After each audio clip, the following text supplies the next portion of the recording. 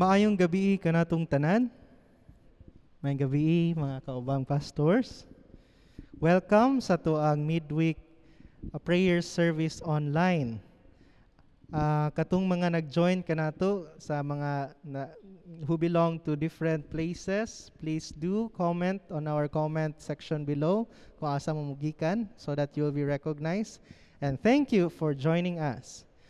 We just had our celebration of the Transfiguration of Jesus last Sunday. O karon magapadayon kita sa pagpamalandong may tungod sa miraculous works of God diha sa atong Ginoong Hesukristo, especially may tungod sa healing.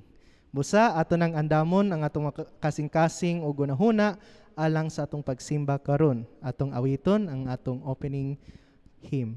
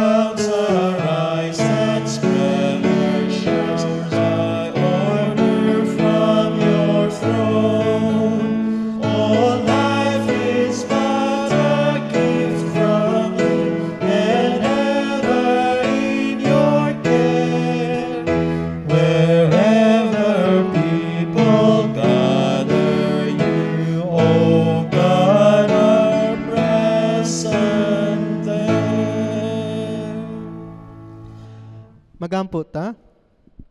Labing gamhanan og may gugmaon namo nga Dios, dako kayong pagpasalamat kanimo. Tungod kay kanunay ikawng nagapanalangin, nagabubu kanamo sa tanang klase sa panalangin sa mga kinabuhi. Salamat o Dios sa panalangin sa imong gugma. Salamat sa panalangin sa imuhang kalig-on ug kadasig. Salamat sa imong panalangin sa mga maayo kaayo nga mga kasinatian sa mga kinabuhi. Busa angay lamang ikaw gayud pagasimbahon ining kagabhion ug aniya kami o Dios andam na nga magasimba ug magadayeg kanimo agig pagpasalamat kanimo sa tanan nimong nabuhat alang kanamo. Busa aniya kami o Dios andam na sa pagpanminaw sa mga pulong ug andam na sa pagpamalandong niini aron magpadayon kami o Dios nga magkinabuhi Kristohanon dinhi sa kalibutan nga imong gibugna. Kini ang among pagampo sa ngalan ni Hesukristo, among Ginoo ug manluluwas. Amen. Ang atong reflection karon nga kagabhion makita diha sa ato ang sinulat sa Biblia diha sa Acts chapter 3 verses 1 to 10. One day, Peter and John were going up to the temple at the hour of prayer at 3 o'clock in the afternoon. And a lame from birth was being carried in. People called the Beautiful Gate so that he could ask for alms from those entering the temple. When he saw Peter and John about to go into the temple, he asked them for alms. Peter looked intently at him, as did John, and said, "Look at us." And he fixed his attention on them, expecting to receive something from them. But Peter said, "I have no silver or gold, but what I have I give you. In the name of Jesus of Nazareth, stand up and walk." And he took him by the right hand and raised him up, and immediately his feet and ankles were made strong. Jumping up, he stood and began to walk, and he entered the temple with them, walking and leaping and praising God. All the people saw him walking and praising God, and they recognized him as the one who used to sit and ask for alms at the beautiful gate of the temple. And they were filled with wonder and amazement at what had happened to him. Mayong gabi sa tanan, atong gipadayon ang atong pagpadayag sa atong statement of faith about the kingdom of God. The kingdom of God is present where healing given to the sick. When Jesus commissioned his 12 disciples to preach the kingdom of God, he specifically instructed them to heal the sick. Makita nato sa Lucas kapitulo 9 bersikulo 1 ug sa sumusunod nga bersikulo.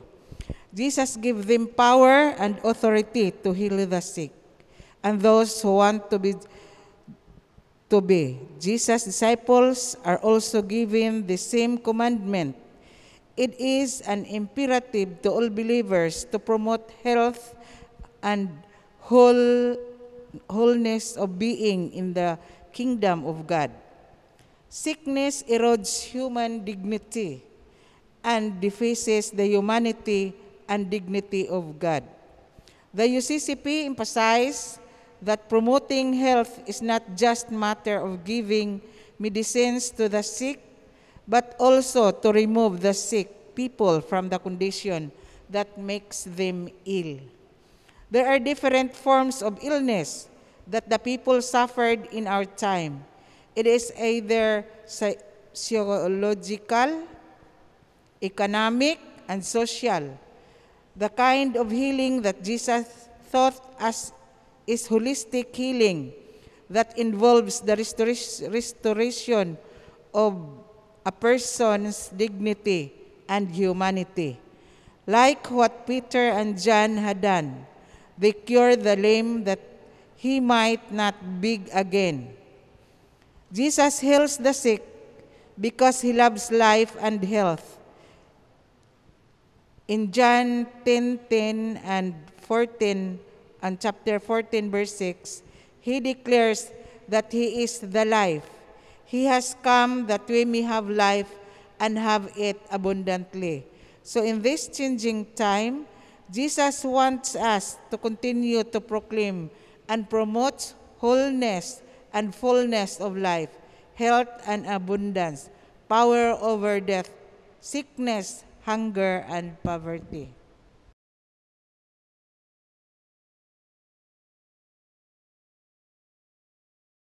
Unsa man ang atong naghisgot man og healing daw kita mga Kristohanon sa pagdawat nato sa Ginoo, kanang ang Ginoo naa na sa ato nagkinabuhi, so naa tay authority katong gibuhat sa pag-heal nila sa lame. Kanang naigitagaan kita sa authority na nag-ingon diri nga gitagaan sa Dios kita mga Kristohanon og authority nga makaayo usab kita sa mga masakiton. Only lang kay kita nga mga katawhan wala ta nagsalig sa authority sa nga gihatag sa Dios sa ato. Kay bisa gani diya sa atong pamilya na gani magsakit tungang gabi doktor gidayon nga authority ang atong gadangpan. Usahay sa atong kataranta dili na ta makaampo.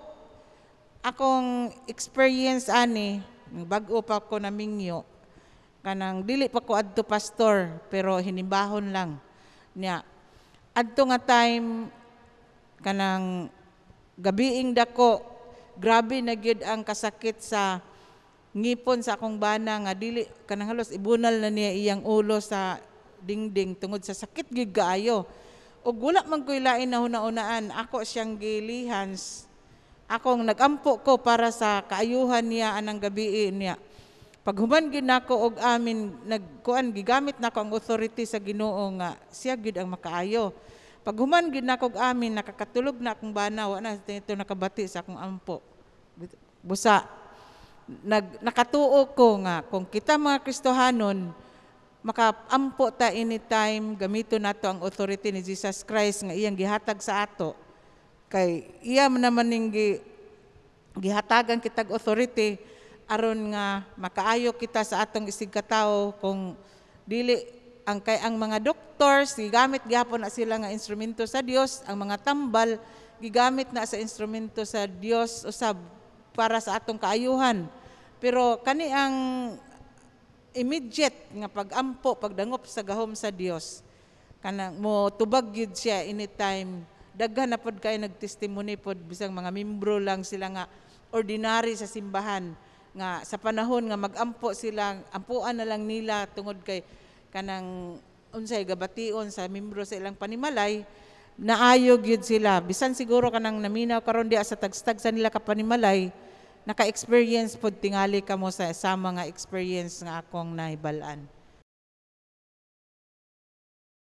Bugat-bugat katong gi-share ni Pastor Ading kanato nga punto nga kita nga mga katawhan sa Dios nga mga niluwas nga mga katawhan gihatagan kita sa Ginoo diha sa authority to share God's healing diha sa mga katawhan sa katilingban.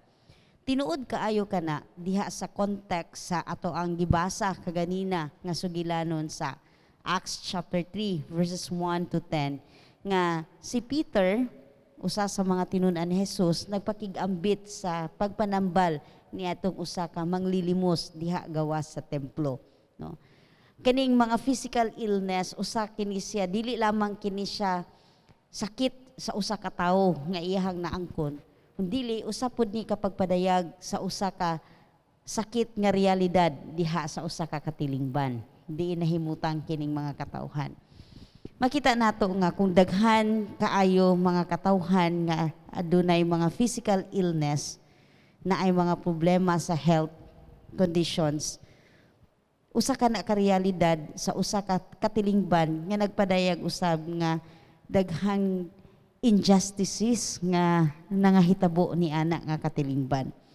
Ang lameness sa usa ka tawo dili lamang siya lameness diha sa iyahang physical nga disability, kundi disability usab kini sa usa ka society. Posible man good nga ang ato ang mga illnesses na ay factor kini na mga social dimensions, mga factor kini tungod kay na ay poverty, na experience of poverty ang usa ka katilingban, na ay injustices diha sa mga wealth kung unsay anaa sa katilingban. So kung naay mga community or naay daghang mga katawhan nga nagsakit, usa po ni kadako nga lantawunon nga hagit alang kanatong tanan nga mga Kristohanon nga naagyoy nag-exist nga dili maayo nga mga panghitabo diya sa katilingban, no? Where in fact klaro kaayo sa story nga atong gibasa karon nga katong mga manglilimos diha sa gawa sa templo, nag-agad lamang sila kung unsay itunol kanila sa mga tawo nga muanha diha sa templo alang sa pagsimba. Manang si Peter niingon gid siya, wala ako'y bahandi nga ipakigambit kanimo, kundili ang iyahang gipakigambit nga healing ni atong usa ka manglilimos mao ang pagpa-realize kaniya nga ang iyahang healing wala nagdepende diha sa kwarta nga ilang maabot sa paglimos, kundili ang paghatag og dignidad sa usa ka tawo sa iyahang kahimtangan. Kay ang mga beggars labi na niadto nga panahon gihubuan kini sila sa ilahang katungdanan, sa ilahang pagkinabuhi, no? Gitangtangan sila sa ilahang dungog nga naa sila'y kapasidad nga magpadayon pa sa ilahang kinabuhi. Mura ba og gihukman na sila sa society nga ikaw kay naamang kay physical disability diha karataman, maghulat ka na lang og naabay mo tunol kanimo og wala. Pero alang kang Peter, dili dapat diha dili mao kana nga lantawunon sa imuhang kahimtang, no? Pwede kita makapadayon sa ato ang kinabuhi. Pinaagi sa paglantaw nga daghan pa kitang kapasidad nga pwedeng mahimo miski og naatay mga limitasyon sa ato ang panglawas. So pag ingon ni Peter nga ningon siya rise up and walk, no?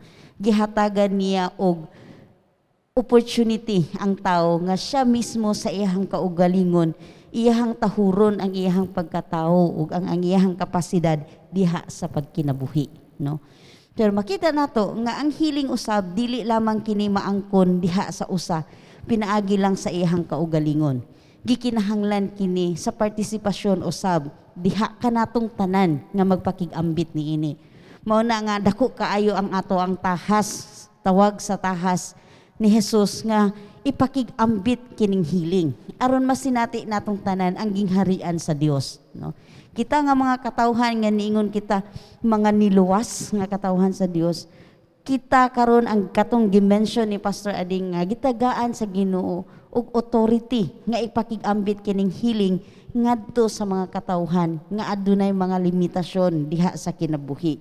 Dili lamang mga physical limitations, kundi diha sa iyang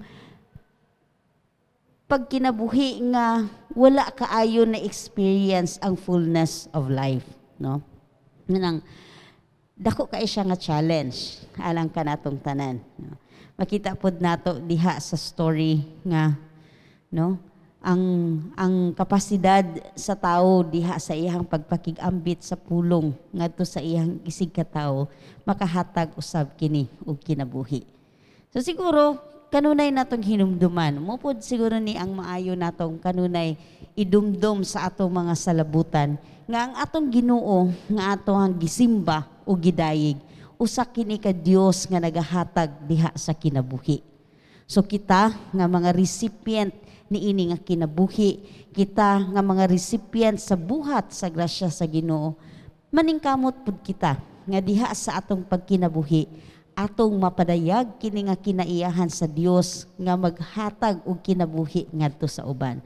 So sa atong way of life, mahimo usab unta kitang mga katawhan nga makahatag usab og kinabuhi ngadto sa atong mga kaigsuonan. Dili lang kining paghatag sa kinabuhi nga hisgutanan nga hatagan natog trabaho katong walay trabaho or tagaan nato atong kwarta ang walay kwarta. Kay bisan diha sa atong paghatag og maayong pagtagad, maayong relasyon, no? In a simple kindness that we show to others, we are also giving life to them, no? Diya sa mga pulong nga atong pagabuhian. Grabe kay ni challenging kayo ng kanang use of words nga mo igawas nato sa atong mga baba nga makahatag ba kanig kinabuhi ang atong pagpamulong. Bisan og maghatag ta og komentaryo diha sa unsay isulti or usa ka panghitabo, ang ato bang mga reactions, ang ato bang mga komentaryo sa uban life-giving ba kini? Ang ato bang mga decisions nga pagabuhaton life-giving ba kini? Mayon ta og life-giving tungod kay naghisgot kita og healing, no? Ang paghatag og restoration sa usa ka nasakit, ang paghatag og healing diha sa usa ka naghatag og healing diha sa mga na lonely, alone sa kinabuhi, no? Hinaot nga kining ato ang pagkinabuhi kanunay natong hinumduman nga ang atong mga responses sa lain-lain nga kahimtangan ug sitwasyon diha sa kinabuhi makahatag kita, makaambit kita niining healing nga gipakig-ambit sa Dios kanatong tanan. Sa dihang bata pa ko, kabalo na ko sa story ani, pero wa ko kabalo diri ani sa Acts 3 makita, mabasa. Ang mahinumduman ako, kabalo man ta nga ang bata hilig og kanta, dili mawala sa akong huna-huna ang kanta base ani nga text. Kay hinumdum mo, Silver and gold have I none, but such as I have give I thee. In the name of Jesus Christ of Nazareth, rise up and walk. Walking and leaping and praising God, walking and leaping and praising God, in the name of Jesus Christ of Nazareth, rise up and walk. Gi-emphasize sa among Sunday school teacher, pinaagi ani nga kanta, no? Imagine ang effect, no? Gikan sa unahang tod karon ma-internalize ra gihapon nimo ang sa imong giingon nga bisan ginagmay pero life-giving.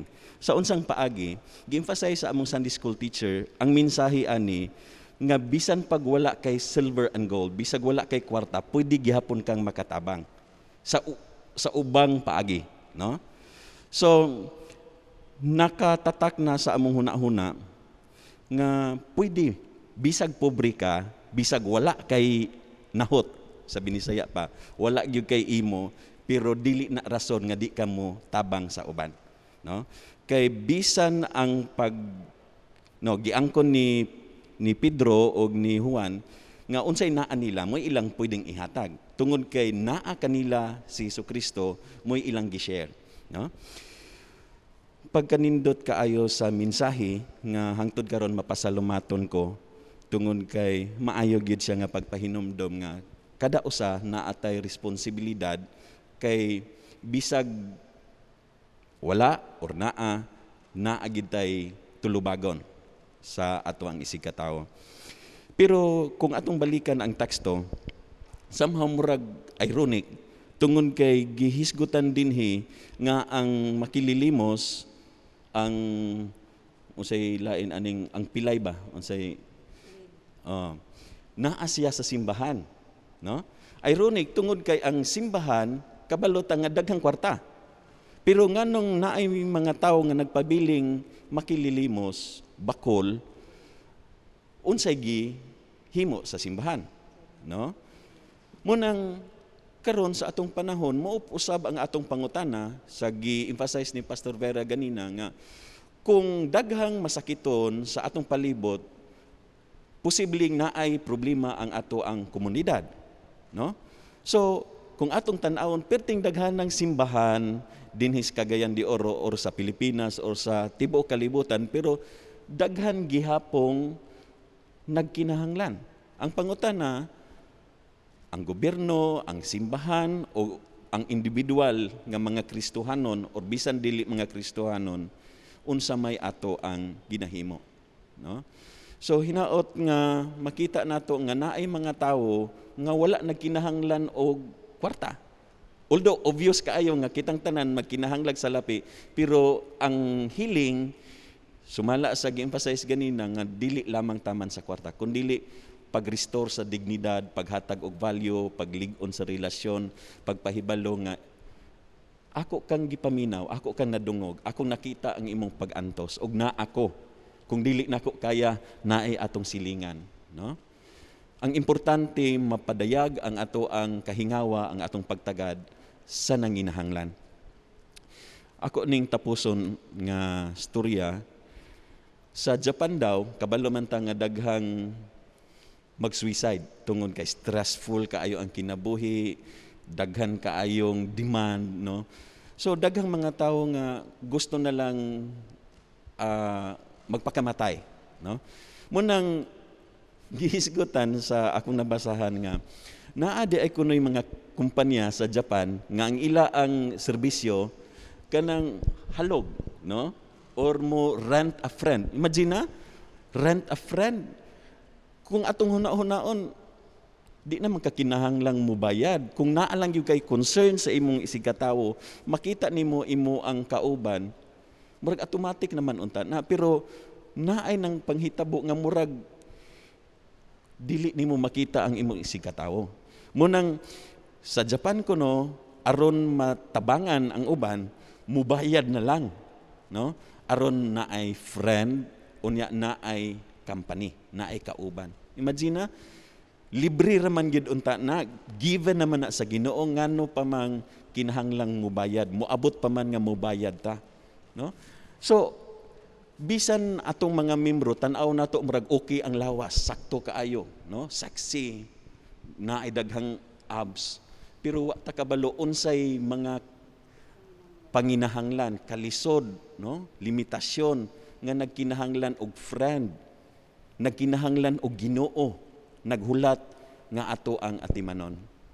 So hinaot nga padayon tang mulingi o hinaot nga usatang nga maka-encourage sa mga naluya nga makatindog og balik tungod og alang ni Jesucristo nga atong Ginoo.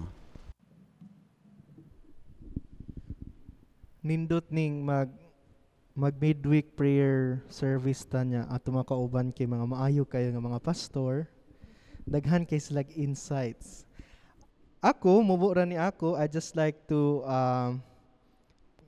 kuwaon ang nako tong giingon, gi-mention kaganina ni Pastor Ading about kaning the need for psychological wellness, or we call it mental health.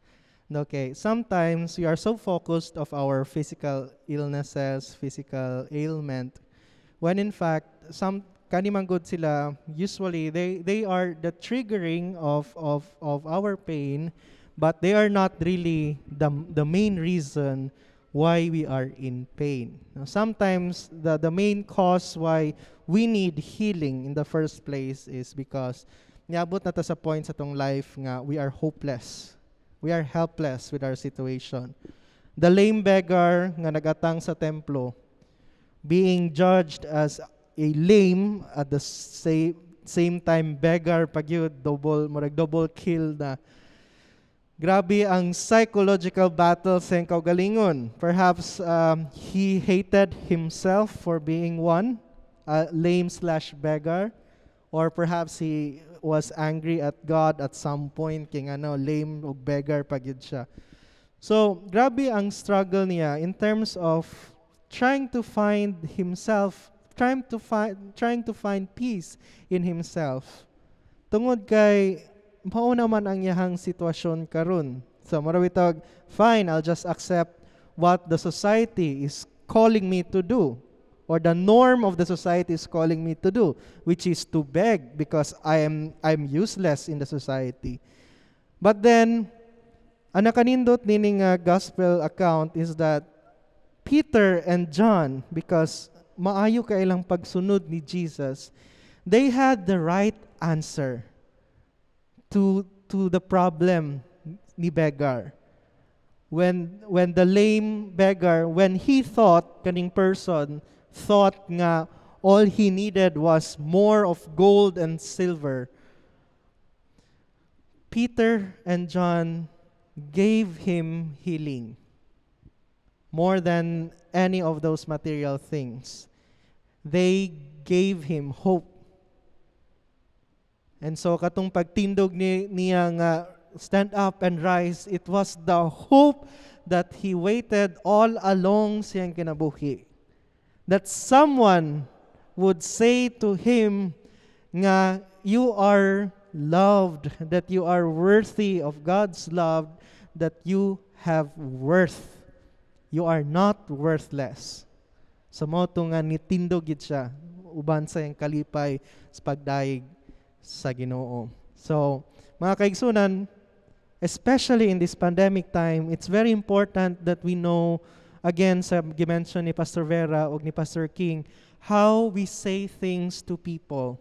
Although we say nga, na-depress lang ka adto because, maratag mo tanah bitawag, kasi, nga na-depress man ka, marag ana, no? Pero di ay, kaya wala man ko takabalo sa struggle sa tao. We will never, ever know how heavy or painful ang struggle sa tao kay siya ra gyud. So the important thing that you need to do is to pray to God that God will provide you the right answers whenever the person desperately asks for it, for the right answer. So always ginato i-acknowledge ang Ginoo. Naanong ko idugang no nga reflection aning hisgutanan sa healing no. Nakita nato nga usa siya ka lagi kung naay mga daghang masakiton, usa siya ka manifestation nga naagyoy mga discrepancies pod diha sa katilingban nga nakapahimo sa usa ka tawo or usa ka katilingban nga adunay daghang masakiton. Atong gilantaw karon nga ang restoration, it's not only about healing our physical illnesses, but also restoration speaks about making sure that everybody will not get sick. No? Kana bang naagid kanunay ang atong pagpanglantaw nga protektahan gyud aron walay mga sakit, no? Kay aron dili na kay dako ang trabaho unon o dili na kaayo bugat kini nga mahimong struggle sa pag-journey sa kinabuhi. So mao na ang akong ikadugang nga pamalandong niining atong kanang sharing healing to the sick, no? Ang pagpaningkamot usab nato nga dili unta kitang tanan mga sakit, no? So mao na.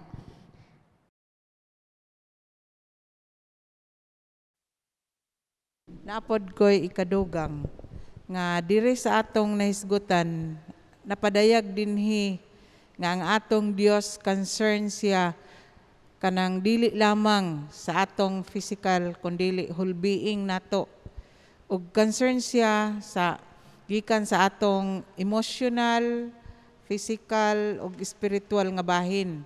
Kay mo man ni siya una kita nga UCCP, ako na lang gyud klarohon.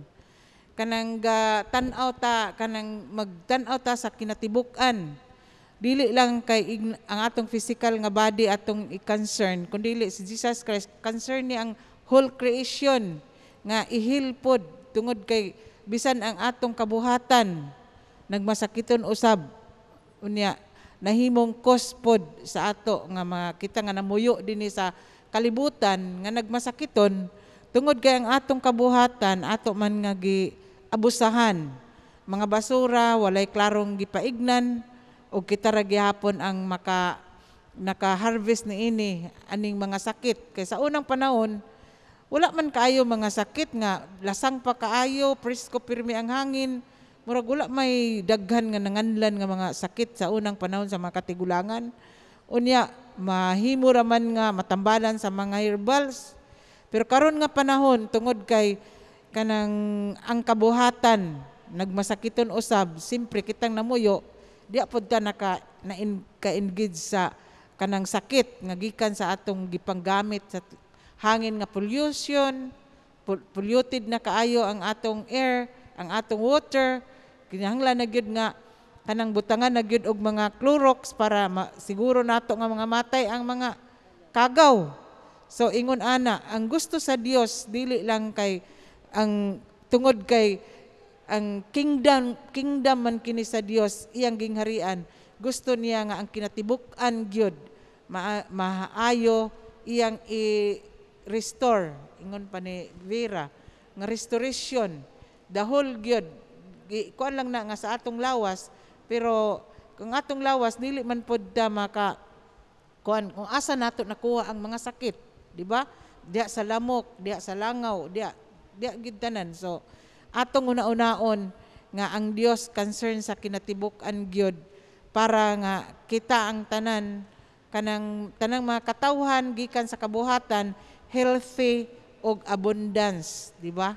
So kung healthy ta, dili na ta kinahanglan magpakilimos tungod kay kanang sa atong kaugalingong paningkamot, tungod kay healthy man ta, maka panarbaho kita, maka-income kita sa insakto tungod kay wala man tay gikadlokan. Pero karon nga COVID, wala di panggawas kay kadlok ta sa virus.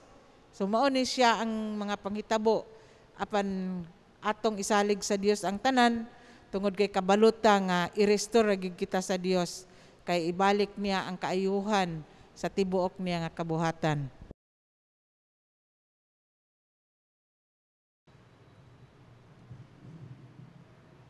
Busa mga kaigsunan, magpadayon kita nga atong ihalad ang atong mga kinabuhi to become instruments for healing. Ang iapil nato na kanunay sa itong mga pag-ampo sa adlaw-adlaw nga, Lord, use my life as your instruments for healing. Ug hinaot nga na lamdagan kamo og nadugangan inyong mga pangunahuna may tungod sa kining healing for the sick nga kanunay ginatudlo sa atong Ginoong Hesukristo alang kanatong tanan. Tungod kay ing-ana ka matinud-anon og makanunayon ang gugma sa atong Dios. Sa alang sa atong pagtapos, atong awiton ang ato ang closing hymn.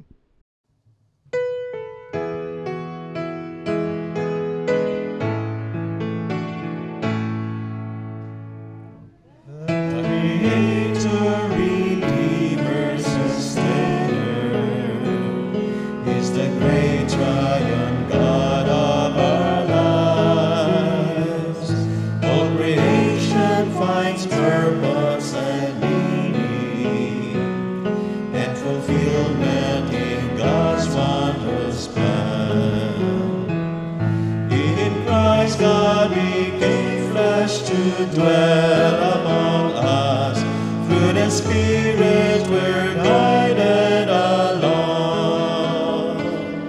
God empowers us all to live out our faith to the glory of the triune God. We're created to be God's image, men and women in equality. God anointed us all for the service and be stewards of all God's great works, to live in communion with all creation and establish a just social life. God created the world for us to enjoy all the blessings that tell of God's love. God inspired instrument to instruct us is the Bible, the great word of God, to illumine, to guide and correct us, and to brighten our pathway to heaven. God is working to make us new beings in Christ, and the whole world God's kingdom to be, where God's presence dwells, the hungry are fed, the oppressed and the captives are free. We have triumphed o'er death with our Savior. Jesus Christ is our own risen Lord. We will gather us all in His fullness to inherit the kingdom of God. He has given the gift of eternal life, so that all who believe may be saved. We all look forward to His coming again, to gather us all in His throne. Mag-ampo ta. O Dios nga labing balaan, kung padayon ang amo ang paglantaw sa among kaugalingon, makita namo sige ang among kaluyahon, makita ang among mga diferensya, ang among mga limitasyon. Makita namo nga kami usab mga bakol, makililimos, ug unsa pang mga pagbati nga among giila nga dili kami worthy, dili kami pareha sa uban. Pero salamat sa mga tao nga magpahinumdum kanamo nga kami imong mga anak. Naay mga tao nga mugahin og panahon aron maminaw kanamo, muhatag og panahon aron makigstorya musabot. Magpahinumdom nga kami imong gimahal, imong gipakamatyan, imong giatiman. Salamat o Dios nga naay mga higayon nga ang among pag-ila sa among kaugalingon, ang among paglantaw sa among kaugalingon mapulihan unsa ang imong paglantaw alang kanamo. Amo untang makita o Dios, dili lang ang among kaluyahon kundi gikan niini pwede gihapon ikaw nga mahimaya. Salamat sa gipakita sa bakol nga sa dihang iyang nabati ang imong pulong, padayon siyang nagaawit, nagasimba kanimo,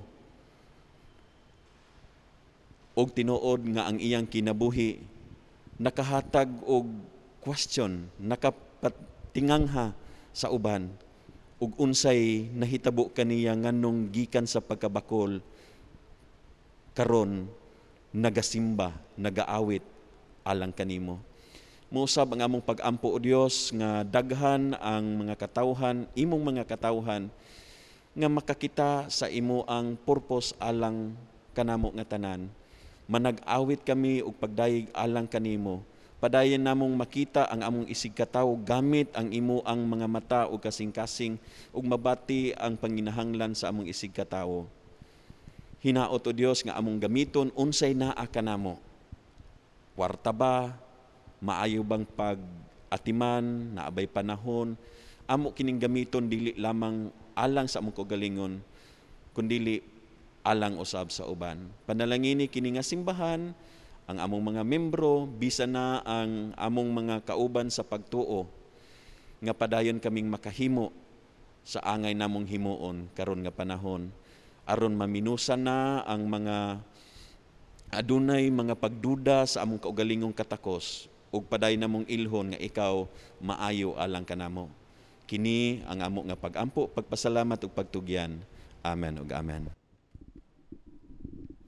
Dalaygon ang Dios alang sa tong pagsimba nin kagabion ug daghang salamat sa tanan nga nakigduyog sa tong pagsimba karon.